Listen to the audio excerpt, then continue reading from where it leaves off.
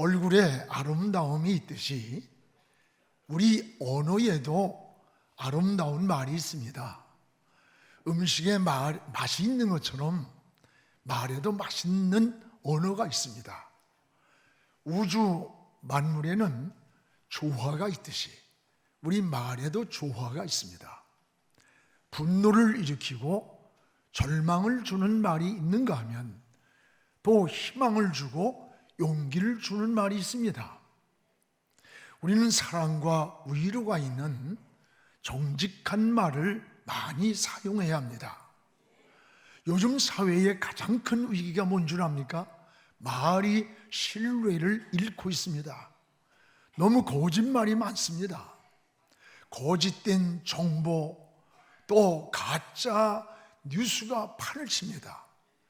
여러분 유튜브도 다 믿으면 큰일 납니다.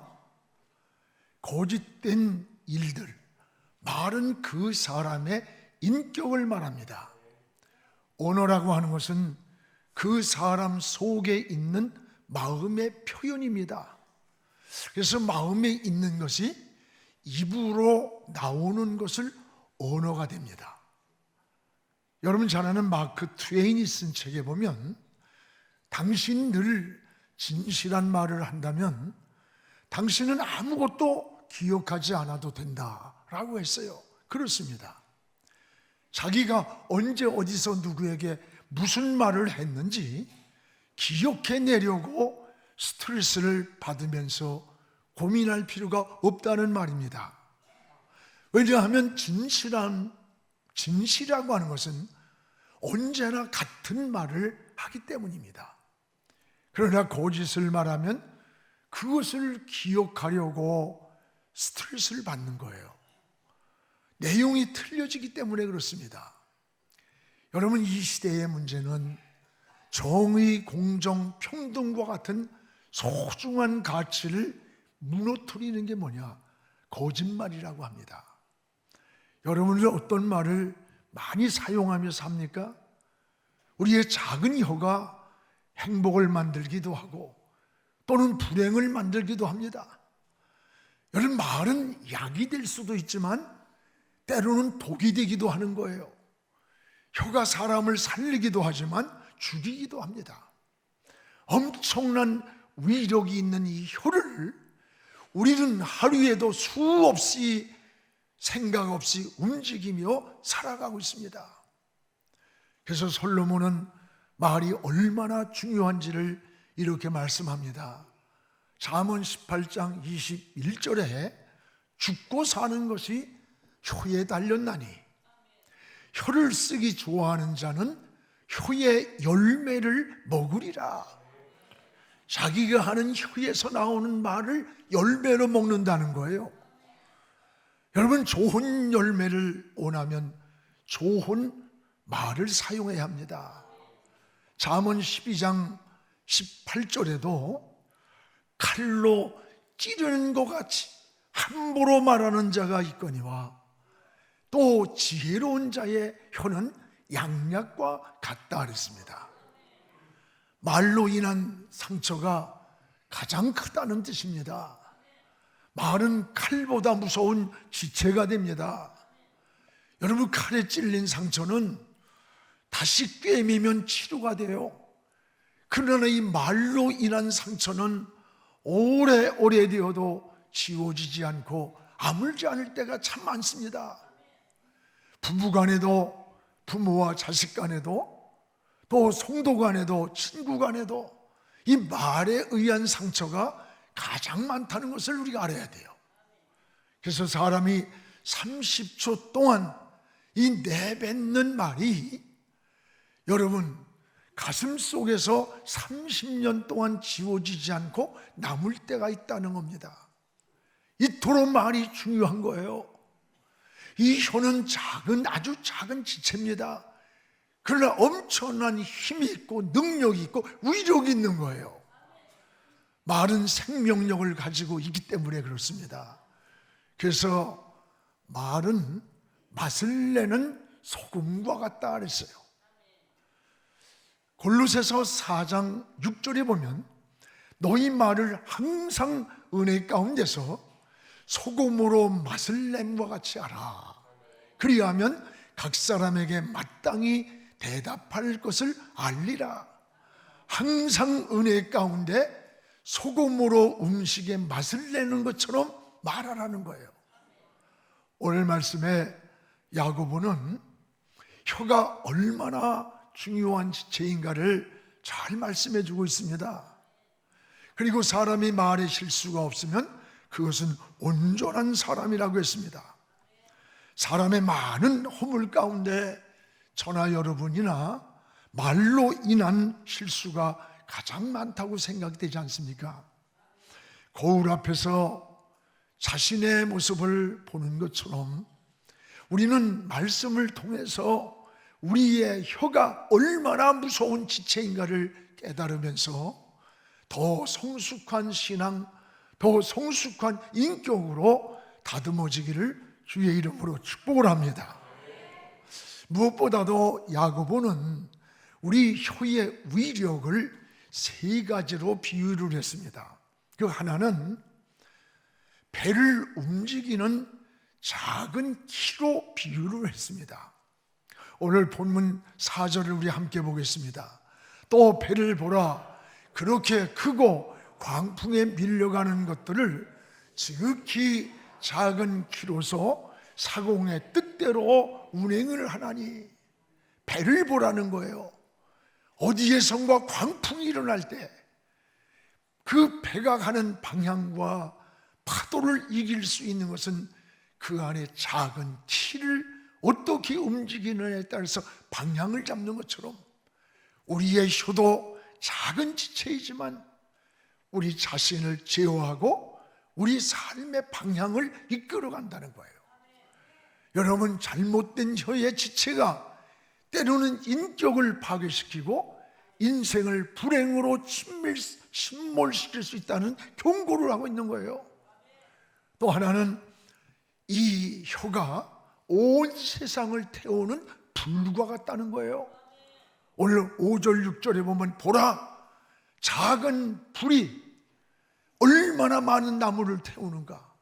혀는 곧 불이요 불이의 세계라 알았어요.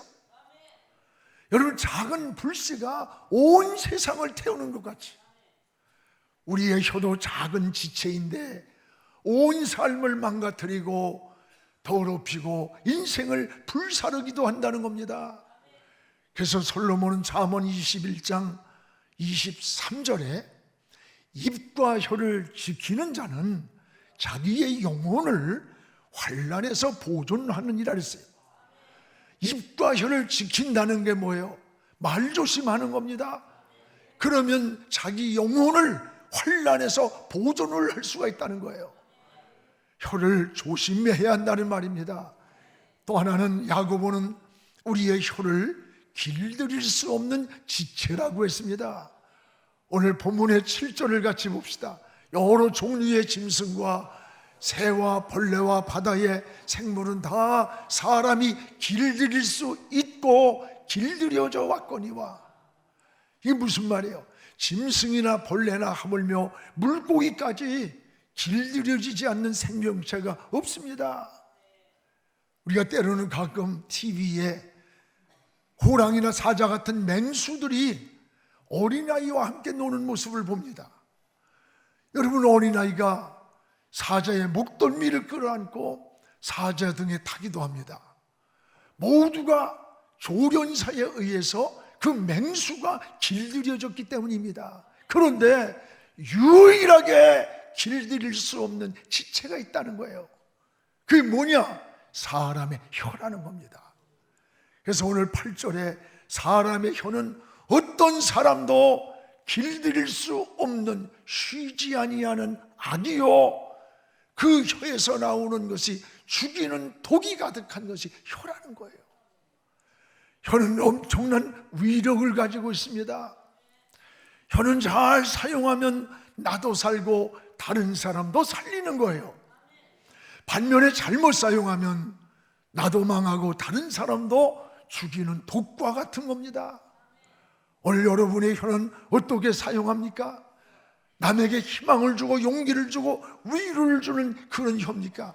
아니면 사람들 상처와 고통을 주고 절망을 주고 분노를 느끼는 이런 무서운 패리한 혀입니까?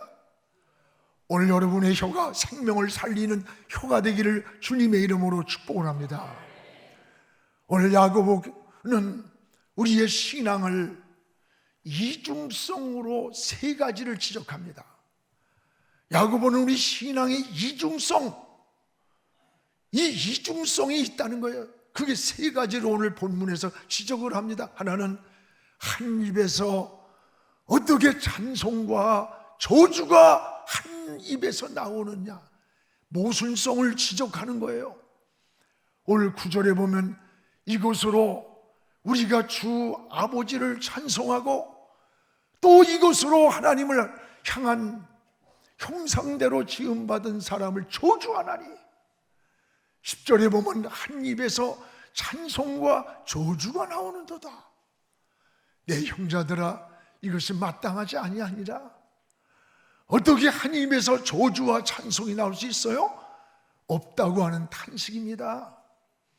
우리 인간의 신앙생활의 이중성의 모순성을 지적하는 거예요. 이것은 불신자를 향한 경고가 아닙니다. 우리 그리스도인들을 향한 신앙의 모순성이에요. 말과 행동이 따로 놀고 있는 거예요. 말과 행동이 긴밀한 관계를 갖지 못하고 있는 거예요. 그런데 말과 행동의 유기적 관계가 무너진 사람은 어떤 사람이냐? 말은 말대로 해요. 행동은 행동대로 하는 거예요. 이중적 사람이 되는 거예요. 오늘 여러분, 우리의 신앙생활 가운데 범하기 쉬운 게 뭐예요? 이중적인 모습이에요. 교회에 오고 예배드리고 하나님 앞에 할 때는 굉장히 거룩하고 의롭고 반듯한 것 같은데 우리의 밖의 생활은 엉망이 돼요. 신앙과 삶이, 말과 행동이 이원화되는 이중성의 모순. 여러분, 또 하나 11절에는 어찌 한 샘에서 단물과 쓴물이 나겠느냐? 나올 수 없다는 말입니다. 근데 우리는 지금 한 입에서 쓴물과 단물이 나오고 있잖아요. 쓴물이 뭡니까? 악한 말, 남을 정죄하는 말, 독이 들어있는 말이에요. 분노와 다툼을 일으키는 말을 쓴물이라고 표현합니다. 잠언 15장 4절에 보면 두 가지가 나와요. 올량한 혀는 생명나무라도 배려한 혀는 마음을 상하게 하느니라. 여기 올량한 혀와 배려한 혀가 나와요. 올량한 혀란 뭐냐? 부드러운 말입니다. 따뜻한 말을 뜻합니다. 반면에 배려한 혀란 뭐냐? 마음을 상하게 하는 거예요. 그 말을 듣고 마음이 파괴되는 거예요. 삶을 찢어놓는다는 뜻이에요. 여러분, 다른 사람의 마음을 찢어놓고 파괴시키고 분노를 일으키는 이 패려한 말이라는 거예요. 패려한 말이라고 했어요. 여러분, 사람은 짐승과 다릅니다. 짐승은 먹을 것 그리고 잠잘 곳을 주면 삽니다. 그러나 인간은 달라요. 그 차원을 넘어선 영적인 존재고 정신적 존재예요. 사람은 이성적 존재예요. 사람에게는 인격이 있어요. 생각이 있습니다. 밥을 한두 끼, 밥은 굶어도 참을 수 있어요. 쌀이 없어도 가난해도 참을 수 있습니다. 그러나 자존심을 건드리고 약점을, 그 사람만이 가지고 있는 약점을 건드리면 그 가장 큰 상처를 받게 되는 겁니다. 여러분은 패리한 혀가 되고 있습니까? 올량한 혀가 되고 있습니까? 오늘 우리는 패리한 혀가 아니라 사람을 위로하고 부드럽고 치유하는 올량한 혀로 위로자가 되기를 주의 이름으로 축복을 합니다. 또한 12절에 보면 어찌 무화과 나무에서 감람나무 열매가 달리고 엉겅퀴에서 포도 열매가 달리겠느냐? 달릴 수 없다는 말이에요. 달릴 수 없다. 근데 오늘 그리스도인들의 모습이 이와 같음을 야고보는 우리에게 지적을 하는 거예요. 지금 너희들의 이중성, 신앙의 모순성, 이걸 지적하는 거예요. 주님도 마찬가지입니다. 어찌 엉겅퀴에서 무화과를 따겠느냐? 딸 수 없다는 거죠. 열매가 달릴 수 없다는 거예요. 신앙생활의 모순성입니다. 여러분, 신앙이 삶에서 열매로 나타나야 돼요. 그게 신앙이 성숙해지는 겁니다. 오늘 우리의 신앙을 돌아보세요. 교회에서 어떤 직분이 중요하지만 하나님 앞에 우리의 삶이 어떻게 돌아가고 있는지, 손과 발이 따르논다면 어떻게 되겠습니까? 말과 행동이 함께 유기적으로 움직여야 된다는 거예요. 이것이 성숙한 그리스도인의 삶이 되는 거고, 소금으로 맛을 내는 것처럼 맛이 나는 신앙이 된다는 사실이에요. 그러면 우리 성도들은 사용하는 언어가 어떤 언어일까? 우리가 사용하는 언어가 있습니다. 저는 4가지를 늘 생각해요. 하나는 감사하는 말을 많이 하시기 바랍니다. 여러분, 은혜를 받고 보면요, 제일 많이 나오는 말이 뭐예요? 감사하다는 말이에요. 어려웠던 것도 감사하고, 또 괴로웠던 것도 감사해. 병들어서 힘들었던 때도 감사하고, 안 된 것이나 잘 된 것이나 그저 마음속에 감사가 나오는 거예요. 하나님의 은혜임을 깨닫기 때문입니다. 여러분, 감사는 듣는 사람이나 하는 사람이나 모두가 은혜를 받는 거예요. 이 감사는 마치 땅에 묻혀있는 보배처럼 자꾸 캐내어 감사를 말하고 감사를 생각하고 감사를 고백하지 않으면 묻혀있는 돌멩이, 금은보화처럼 안 보이는 거예요. 원망불평은 원치 않아도 굴러다니는 돌멩이처럼 발에 차이는 것처럼 자꾸 보여요. 여러분, 감사 일지를 써보세요.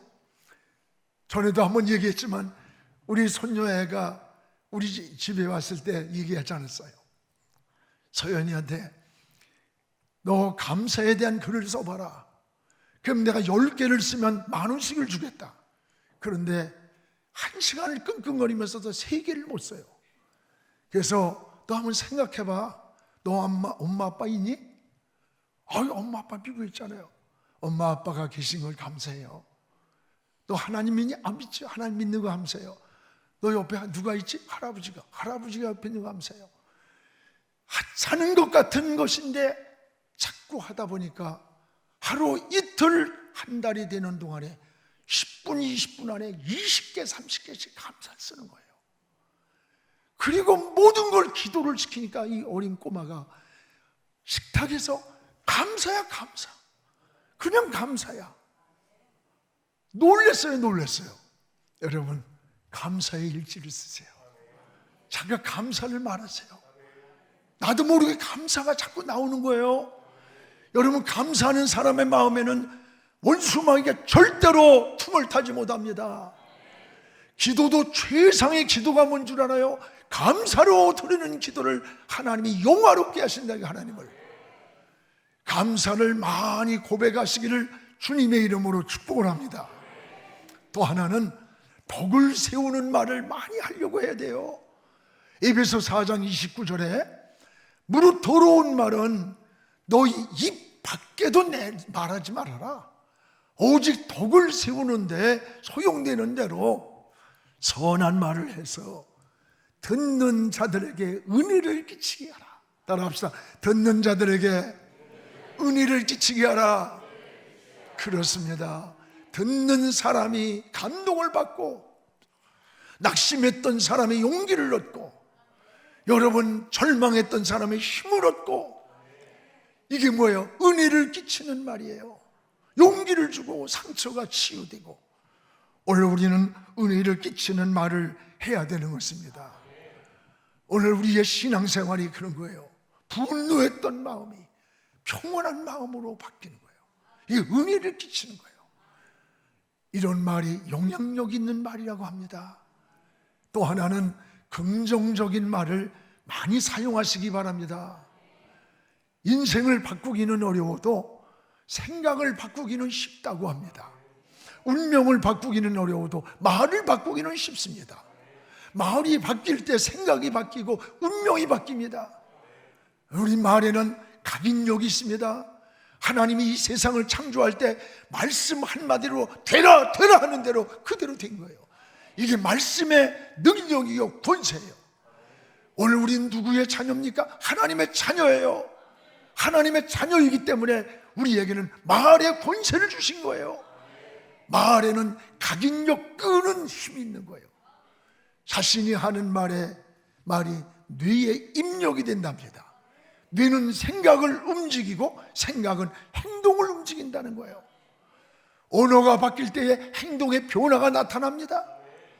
언어가 여러분의 인생을 이끌고 간다는 사실이에요. 오늘부터 여러분 된다는 말을 하세요. 긍정적인 말을 하시기 바랍니다. 할 수 있다, 해보자, 하면 된다. 우리는 약하지만 하나님은 강하십니다. 의사가 죽는다고 해도 하나님이 산다고 하면 살려주면 삽니다. 이게 여러분 믿음의 말이고 언어고 성경은요 안 된다가 어디 있어요. 모두가 긍정이에요. 믿음은 긍정에서 나온 거예요. 여러분 언어는 자동차의 기어장치와 같습니다. 후진 기어를 넣고 여러분 엑셀러를 밟으면 어떻게 돼요? 자동차가 백을 하는 거예요. 끝없이. 반대로 전진 기어로 변속을 해보세요. 밟을수록 앞으로 전진하는 거예요. 여러분의 인생과 생각을 변속하시기 바랍니다. 앞으로 전진하고 달려가는 긍정적인 사람이 되세요. 우리 인생도 마찬가지입니다. 여러분 기어장치와 같은 거예요. 여러분 전진기어로 변속을 하고 밟으세요. 인생은 달려가는 거예요. 우리가 오늘날까지 살아온 세상을 보세요. 우리가 살고 있는 시대를 좋은 시대라고 말하는 사람 하나도 못 봤어요. 지나고 나면 그때가 좋았다고 말해요. 오늘 여러분 우리가 살고 있는 이 삶에서 모든 긍정적이고 믿음이 있고 여러분 신앙의 눈으로 보세요. 하나님의 역사를 보세요. 사방이 막혔어도 하늘이 뚫려 있는 거예요. 우리는 바람을 보는 게 아니에요. 파도를 보는 게 아니에요. 파도를 일으킨 바람을 보는 거예요. 여러분 그 바람을 잠잠케 하시는 주님을 보는 거예요. 이게 믿음인 겁니다. 또 하나는 칭찬하는 말을 많이 하세요. 저도 이렇게 못하지만 이렇게 하려고 노력을 늘 해요. 사람은 누구나 칭찬 듣고 싶은 욕망이 있습니다. 여러분 칭찬 듣기를 원하는 거예요. 칭찬 들을 때에 무한한 희열이 나오고 막 의욕이 생겨요. 설교가 끝나고 나서 우리 부목사님들이 은혜 받았습니다. 그러면요 빈말이든 말든 하여튼 굉장히 좋아요. 저도요 우리 부목사님들이 이제 수요일날 철야 이런 설교를 해요. 난 그 예배 때마다 기도를 하면서 말씀을 은혜를 받아요. 저도. 그리고 막 통성기도 나와서 격자도 기도할 때 막 성령의 역사를 체험하는 거예요. 은혜가 오는 거예요. 그리고 나면 저 설교 끝난 사람에게 제가 목사님 은혜 받았어요. 샬롬. 그거 여러분 얼마나 에너지가 막 힘이 솟는 거예요. 그거 김 목사님 싫으면 내가 안 보낼게. 모든 피곤이 다 사라져요. 칭찬이라는 게 이런 겁니다. 칭찬이. 내가 설교하고 지난 월삭 설교를 하고 났는데 집에 가도 가만히 있어 집사람이. 그래서 아니 오늘 설교가 왜 마음에 안 들었나? 그랬더니 뭐 은혜를 받았지만 뭐가 속이 뒤틀렸는지 하여튼 아니 은혜 받았으면 은혜 받았다고 하면 되는 거지 뭘 그렇게 따지고 매네매네 대결 우발하시는 내가 너무 잘 알아가지고 또 한 거냐. 야 7년 전에 그 초야 때 한 거다 그랬지. 아무것도 아닌 것 같은데요. 여러분 길을 살리는 것은 칭찬입니다. 그래서 칭찬은 고래도 춤을 추게 한다는 거예요.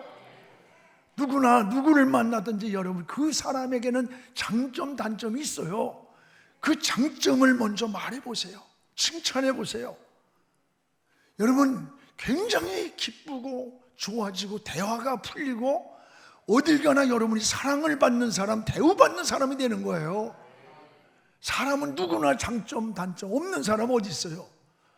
우리 신앙생활을 하면서도 신앙생활 잘하는 사람을 보고 본받아서 은혜를 받는 사람들이 있는가 하면 꼭 예수 믿고 빗나간 사람, 잘못된 사람, 타락한 사람 요런 것만 골라가지고 이야기를 해요. 목사님 누가 잘못됐다는데요, 어떻게 생각해요? 뭘 생각해? 잘못했으면 회개하고 나도 그럴 수 있다는 생각을 하며 반성하면 되는 거지. 여러분, 그런 사람들은 어떤 줄 알아요? 장점을 보는 사람은 자신도 좋은 믿음을 갖게 되는 거예요. 반대로 자꾸 단점을 보는 사람은 결국 자신도 신앙이 병들어요. 결국 신앙이 타락을 하더라고. 문제는 상대가 아니라 자신입니다. 여러분, 가정에서도 칭찬을 들으며 자라는 자녀들과 늘 책망을 들으며 자라는 자녀들의 성장 과정이 큰 영향을 받는데요, 칭찬을 들을 때 자신감이 생기는 거예요. 용기가 생기고. 자꾸 작은 것 가지고 책망하고 욱박지르고 너무 이러면요, 아이들이 기가 죽어요. 기가 꺾이는 거예요. 사람이 어떤 일에 자신감이 없어요. 자신감을 가지면 여러분 무한한 잠재 능력이 나타나는 거예요. 오늘 여러분 많은 칭찬을 서로 해주시기 바랍니다. 사랑하는 성도 여러분, 하나님은 말씀으로 이 세상 만물을 창조하셨어요. 우리는 하나님의 자녀입니다. 그러기에 하나님의 입에서 나온 권세가 우리 성도들의 말에도 권세가 있는 거예요. 말에 영향력이 있습니다. 그러므로 여러분이 말을, 남을 축복하세요. 칭찬해 주세요. 은혜를 끼치세요. 말은 사람을 살리기도 하고 죽이기도 합니다. 듣는 사람에게 은혜를 끼치는 말, 생명을 살리는 믿음 있는 말을 많이 사용하시기 바랍니다. 그러면 하나님과 사람 앞에 여러분이 존경받는, 사랑받는 존재가 되는 것입니다. 기도하겠습니다. 거룩하신 우리 하나님 아버지, 감사합니다. 오늘도 하나님 아버지, 우리는 혀의 열매를 먹으리라고 했습니다. 혀에서 나온 말에 열매를 먹는다고 했사오니 우린 좋은 열매를 맺는지 잘못된 열매를 맺는지 자신을 돌아보게 하시고 우리의 혀가 올량한 혀가 되어서 부드러운 말이 되어서 상처를 싸매주고 위로해주는, 용기를 주고 희망을 주는 그런 언어가 되기 원합니다. 그런 열매를 따기 원합니다. 패련 혀가 되어서 지울 수 없는 상처를 입히고 아픔을 주고 절망을 주는 이러한 우리의 어두운 혀를 용서하여 주옵소서. 믿음의 사람으로 소개하시고 믿음의 말을 하게 하시고 긍정적인 말을 하게 하시고 은혜를 끼치는 말을 하여서 듣는 모든 이들이 하나님의 은혜를 누리고 감사를 누리고 하나님의 축복을 누리게 하여 주시옵소서. 예수님의 이름으로 기도하옵나이다. 아멘.